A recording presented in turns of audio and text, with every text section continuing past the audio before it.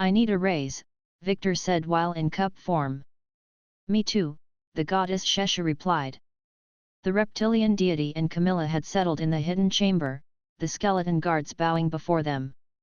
Apparently, the divinities had no problem hearing Victor's thoughts in item form. You need a raise. Although I have been commissioned by your dragon friend to revive you and Cybele's chosen, bringing a mortal back to life is much more expensive without a vessel to work on. We can discuss it a bit later, Camilla said. There are a few things we wish to confirm with you first, Victor. The cup waited in silence. Yesterday night, you achieved a greater understanding of the universe through drugs. Camilla seemed deeply embarrassed. Do you remember anything? Like seeing us gods in a compromising position. I don't remember much, Victor wisely kept the truth to himself. It was very blurry after the slime totem part. Good, she said with relief. Good. Our worshippers are not ready. And now, for my own concern. Shesha nodded, her gaze turning harsh. Can farmers level up? Victor would have nodded if he had a head. Yes. Yes, they can. Both goddesses listened to him, as he gave them a report of the battle with Votan, including what he had learned through monster insight. The more he spoke, the deeper the divinities frowned. This is very worrying, Camilla declared. I will share the information with everyone. There has been an increase of farmer wild hunts around the world, Shesha added. First in Gardimagni and the Winter Kingdoms, then to Serica, the eastern continent. Now I understand why. They're grinding, the vizier realized, horrified. Like us. They're preparing for war. Usually, the locals of Serica would have organized and pushed them back by now, but the magical plague spread by the farmer Mel-Lin disrupts everything, Camilla lamented, herself the goddess of illnesses. I've had my worshippers work on a cure, but progress is slow. Can a farmer become a god? Shesha asked the scariest question. Both Sabler and Dice had been created by one, so, perhaps a fairy could ascend to Valhalla upon reaching level 99. The mere possibility of a farmer deity silenced everyone for a good minute. It's not going to happen, Victor swore. No, it won't, Camilla replied with firm resolve, and for that, Vainqueur will need you alive and well. Unfortunately, you do not meet my cost requirements, Shesha said. Surely, we can draw into Murmurin's gold reserves, Victor proposed. No, you barely have enough funds in your entire empire, to fund both resurrections, Shesha corrected. With yours being slightly less expensive, since your soul remains anchored to the material plane. What? That's bullshit! Victor protested. You can alter reality on a whim, but rebuilding a mortal body from scratch cost too much. Do you take death for a revolving door? Shesha replied. As strange as it sounds, yes, rebuilding a mortal coil tailored to the original soul is harder than it looks, especially when the target has already been reincarnated already. Even for you? Victor asked Camilla. I mean, I don't want to beg for favors, but you are the goddess of necromancy. Camilla shook her head with reluctance. Victor, what do you know about deities? How do we function? You triumph at Valhalla and gain phenomenal cosmic powers. True, yet far from the whole picture, Camilla replied. When we proved ourselves in Valhalla, we won our 100th level, that of the supreme deity class. Among many benefits, it upgrades our mortal classes and perks into divine variants. I, for example, have 30 levels in Ascended Necromancer, and 10 levels in Ascended Plague Doctor. Ah, and that's what determines your portfolio as a deity.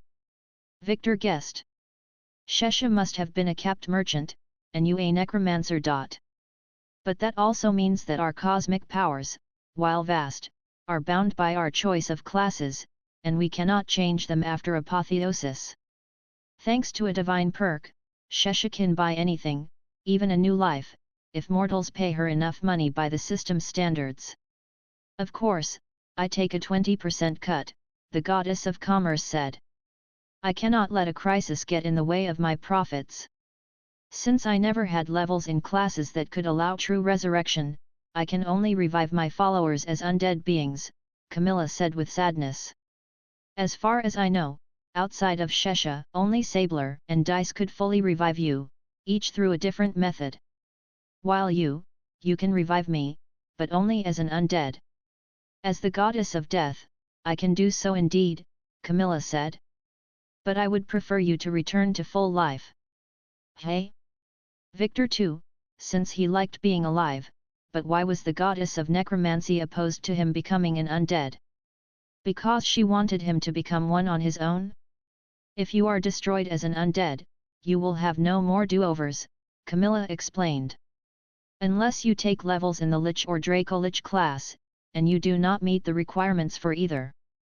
Considering your propensity for getting yourself killed, it's just my third time. Victor complained but realized that she had a point. Becoming a fiend could perhaps help, but he would rather avoid becoming hellbound for the rest of his existence. I cannot proceed with the revival without your consent, Shesha said. The choice is yours. Doesn't my claimed by Shesha perk grant a discount? Yes, and I already applied it. Damn. Out of curiosity, who killed you so thoroughly this time? Akinapep, Sabler's prophet. Him again. To Victor's surprise, the greedy goddess' serene face transformed into pure fury. He is alive. I wouldn't say alive, but yes, he still exists. You know him. That wicked bastard ruined my entire resurrection business. Shesha loudly complained, her divine voice making the walls tremble. Once, heroes paid me mountains of gold each year to raise their own, until he designed his cursed vizier stratagem list and shared it with every would-be overlord in the world. At the apex of its popularity, no villain left a body behind to raise within an adventurer party's budget. Camilla made discreet sign language sentences to Victor while Shesha kept ranting. Don't tell her we have a course based on his teachings at Scholomance, the cup interpreted it. In spite of my best efforts to obscure that fact, elite criminals now either destroy the bodies or seal the souls of their victims, to deny me my rightful market share. Shesha kept going on, completely oblivious to her fellows. The more she spoke, the more she reminded Victor of a demon marketer. Now villains who simply leave corpses behind like this Melodias can be counted on one hand. Has Vainqueur destroyed that wicked one for good? I dunno, maybe. Victor replied, disturbed by the fire in the goddess' eyes. If he has, I will make him a saint, Shesha declared. With a lifetime reduction card. Since the goddess had finally calmed down, Victor pondered his own case. While he wanted to return to life, the cost of raising both Allison and himself would economically cripple Murmurin, at a time when it needed every resource available. Revive Allison alone, Victor decided. Are you sure? Camilla asked him. Do you want me to raise you as an undead? Or return to Happyland? Give me time before either, Grailkun replied. With my soul anchored to that cup and my existing resources, I'm sure I can figure out a way to revive myself. Even if nobody's found out a way before. That's the entrepreneurial spirit. Shesha appreciated his resolve. When the existing offers aren't satisfactory, innovate and conquer the market. To motivate you further, if you manage to revive yourself without divine help, I will grant you a present. Camilla winked at him. Oh? What kind of minion? Before Victor knew what hit him, his cup body teleported all the way from Kukulkan to the ruins of El Dorado, right before a furious dragon. Minion! Vainqueur glared at the Black Grail. How dare you refuse to work? After I invested so much in you. Your Majesty, I swear I did it to save you money. I can raise myself at a cheaper cost. You better. Vainqueur complained, a bit calmer than before. Victor noticed that he had grown much fatter, his belly full. Had the dragon feasted on cattle while he partied in Happyland? Thankfully, as he had expected, the group had managed to defeat Akinapep, turning El Dorado from a pile of golden rubble, to a pile of stone rubble. Chocolatine and Felix had recovered, alongside Furibon's explorer buddies. Kia was busy praying next to him, while he noticed Jolie and the Kobold Rangers tending to a giant dinosaur in the background. The cup almost asked where the locals had gone, before marking a short pause. "Wait, you can understand me. I adapted your soul frequency so it works as telepathy." Furibon glanced down at Victor, holding his scythe in his hands. "That was how I could communicate with Lady Moore while trapped in your scythe, during your first visit to Happyland." "Hey? Thanks. I only did it because the dragon would not stop pestering me, not because I care," Furibon shrugged with a Tsintsin skull face. "Do not believe for a single second that it makes us even, Lich."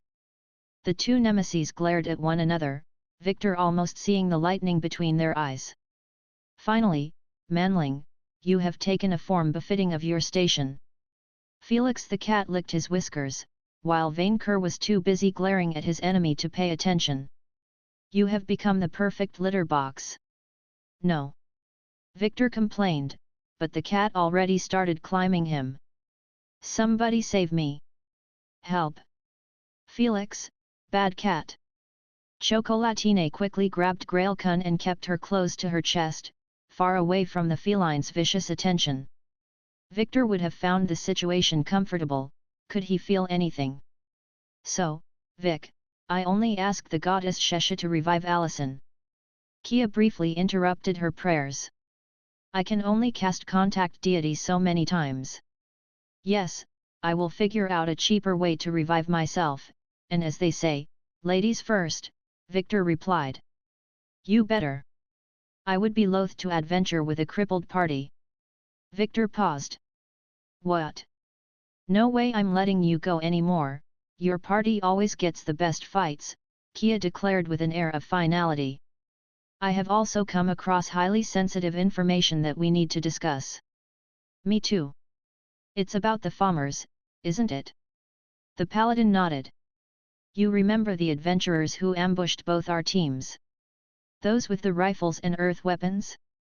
A farmer was among those who attacked us in the Winter Kingdoms. I wondered where they got all their advanced weapons, and I believe I do now." Yes, we will deal with the fairies in due time," Vainqueur interrupted the discussion. "Now get on with the resurrection, minion, and end my wallet's silent agony." "It's a shame we don't have remains of your body, Vic," Kia sighed. "I kept a strand of your hair," Chocolatine purred to Victor. "Would that be enough?" "Why did you keep my hair?" Victor asked. "To sniff them in your absence, of course." Hiccup walked right into that one. "Hair could have served as a phylactery or a torque of soul vestment, but not a full resurrection," Furibon replied. "Could you not leave a bone behind for safekeeping?" How could Victor know Akinapep would vaporize his body? Even Votan's Valkyries had settled on molesting it instead. Besides his allies, with his perks negated, he could only call upon the Black Grail's abilities. The Vizier could use the black blood to restore an arisen and perhaps transfer his soul within, but he would only count as an undead. Victor had designed the Black Grail to restore a person's body, no matter the damage, by spraying it with magically transformed black blood. It could restructure flesh, even only for the purpose of creating undead. Yet if he used the Black Grail to coalesce its prepared blood into the shape of a body, using a DNA strand as a template. Intelligence check successful. Yes, that was it. Chalk, can you throw my hair inside my cup, and add a lot of fresh blood? Millions of gold coins. Million of gold coins from his castle's gold reserves, thrown down the drain to revive one minion and not even his best one at that. If Vainqueur hadn't been generous, fair-minded, and a perfect paragon of wealth, he would have rampaged afterward. Yet the dragon managed to keep his self-control, as the vile Shesha answered Night Kia's silent prayers. Untasty Allison's body reformed in a flash of green light right in front of the paladin, completely restored. I am alive again," she asked, surprised that her minion Deathcare covered destruction through disintegration. I can't believe it, you better change your tune, because you are indebted to me for the next. Vainqueur caught his breath. 4,510 years. Which is the time it will take to reimburse that cursed goddess resurrection fee. I expect you to work for free until you fully pay back my due. As usual, the Dryad replied with a strange tone but wisely bowed before her emperor. I am very thankful for your majesty's decision. I thought you would only ever raise Vic. You may be a lowly minion, but you died in the line of duty, to save the honor of gold itself, Vainqueur replied. I would be an inconsiderate master if I did not recognize your extraordinary service. Over time, the dragon had come to recognize that minions should not be thrown away casually. They had feelings of their own, and more importantly, they fueled the hoard's growth more alive than dead. Vainqueur's fortune had increased exponentially as his minion count did, ergo, both sustained one another. Now, go make me some money and help my chief of staff, the dragon dismissed her. Leaving Cup Victor to his cheaper revival attempt, Vainqueur had asked his minions to gather today's loot in one place from the battle and what he recovered from eating all the local inhabitants so he could personally claim it all for himself. He refused to give an inch to Furibon, not even after their short-lived alliance. The second his chief of staff would return from the dead, he would send that lich to the crypt from whence it came. Uncle, uncle! Jolie brought him a shy, intimidated elven maiden. Look! Vainqueur's virgin princess radar bleeped at the sight. Jolie, is that what I think it is? Yes. The young dragon boasted proudly. I caught my first princess, all on my own. Congratulations! If Vainqueur were a weak, soft-hearted manling, he would have cried of joy. Instead, he nuzzled his niece kindly. I am so proud of you, to catch a princess at your age. I cannot wait to tell Genialissime. Stop uncle, you're embarrassing me, Jolie weakly protested, as her uncle showered her with affection. Did I hear princess? Vainqueur and his niece looked, as the shadow of a third dragon circling above the pile of loot, before making a dignified landing right next to it.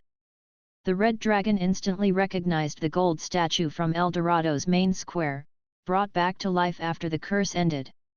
The great, famous Princess Snapper hadn't much changed since the Emperor's childhood, although he had grown bigger, even more than Vainqueur himself, by a head and a half. The lightning dragon's blue scales were marred with scars, and a row of metallic horns formed a beard-like decoration around his head. His azure eyes crackled with lightning. G. Grandric. Jolie's tail wagged in giddiness, at the sight of the draconic legend. I, the old dragon said. It is I, Grandrake. I came to this El Dorado looking for golden princesses, and that is all I remember. A wicked villain put this area under a curse of false gold, Vainqueur said, still furious over that fiasco. I had to lift it. That voice, is that you, young Vainqueur? The older dragon looked at his crimson fellow with impressed eyes. My, last time I saw you, you were but a wormling. How much you have grown, almost as big as me. Indeed, great Grandrake, I am now the strongest and richest dragon in the world, Vainqueur boasted, while Jolie gazed at the princess hunter with awe. Her uncle nuzzled her to approach the dragon legend. This is my adorable niece, Jolie, who just captured her first princess. An elf princess. Grandrake examined the shy elf, who took refuge behind her dragon catcher. And a pure-blooded one at that. Not one of these human elf mongrels. I see that you have an eye for quality, even at your young age, young Jolie. Elf princesses are canny, and are rarely found in the wild. She reminds me of that one I caught in the Sablaris Empire. We found that one in your princess hoard, almost all of them rabid from isolation, Vainqueur pointed out. I will have our family's veterinarian, Genialissime, domesticate them back into princess society. That one? That was my first hoard, or maybe my second. I keep losing them since that fairy-blooded wizard cast his spell on me. Is this Grand Drake? The Princess Snapper. Knight Kia casually approached the dragon group like the uppity minion she was. I heard they ask princesses to disguise as men in the Winter Kingdoms, to prevent you from claiming them. Grand Drake frowned. What did that manling say? He cannot hear Kia. Jolie asked her uncle. Ah, yes, Grand Drake has grown deaf in his old age, Vainqueur told Jolie. But only to poor people. So worm-like, Jolie said, impressed by Grand Drake's dragonliness. That's degrading. Knight Kia complained. What did the little homeless manling say? Grand Drake asked. That you were too wealthy for her, Vainqueur taunted the paladin. That is true indeed. Grand Drake said with an utmost expression of dragon snobbery. I have lost more wealth than you will ever earn. Please, can you tell me about one of your princess hunter adventures? Jolie begged the elder dragon. My uncle Genialissime always read me one when I was a wormling. Oh ho, with pleasure. What about the time I caught a mermaid princess? Jolie listened with rapturous focus, ignoring Kia sulking next to her. After hunting the crocodile princess in the jungle of Sirocco, I looked for a challenge in the Eastern Sea. I knew she would be a most difficult animal to catch, for the mermaid princess is shifty. Do you know that they can stay 7 days and nights underwater, without having to breathe at the surface? 7 days. Both Vainqueur and Jolie repeated at once, amazed. 7 days and they only need 5 minutes of breathing before repeating the cycle. I knew that if I wanted to catch her, I needed to pursue the mermaid princess until she had no choice but to return to the surface. For 7 days and nights, I chased her across the Eastern Sea, never sleeping, never giving her a respite. The beast, cunning as she was, led me to the Great Barrier Reef, where her kind created a coral colony, the same place where I felled a leviathan in my youth. I knew the creature could camouflage among coral, and perhaps, she intended to use her own fellow mermaids as a decoy while she slipped away. But a true princess hunter always prepares. To catch a princess, you must think like a princess. Jolie inhaled. What did you do? What did you do? I laid a trap, Grand Drake boasted. I let the animal believe that she had lost me, and then arg. The dragons turned at the source of the scream, facing a most horrible sight. A stillborn abomination of bones, flesh, and chicken dragon wings laid on the ground, covered in black blood. Oh gods, Cup Victor panted, like Jolie's mother when she laid her eggs. Oh gods, trying again. Every minion onlooker except Chocolatine who looked at the spectacle with hunger took a step back in horror, as a half-formed hand rose from the black blood spilling from the cup. Vainqueur immediately understood the situation. My chief of staff is giving birth and just miscarried. Stop shaming him. The dragon ordered his horrified minions, before looking at the screaming cup with sympathy. Do the honorable thing, and support him in embarrassing silence. So they did, patiently waiting as Cup Victor kept screaming.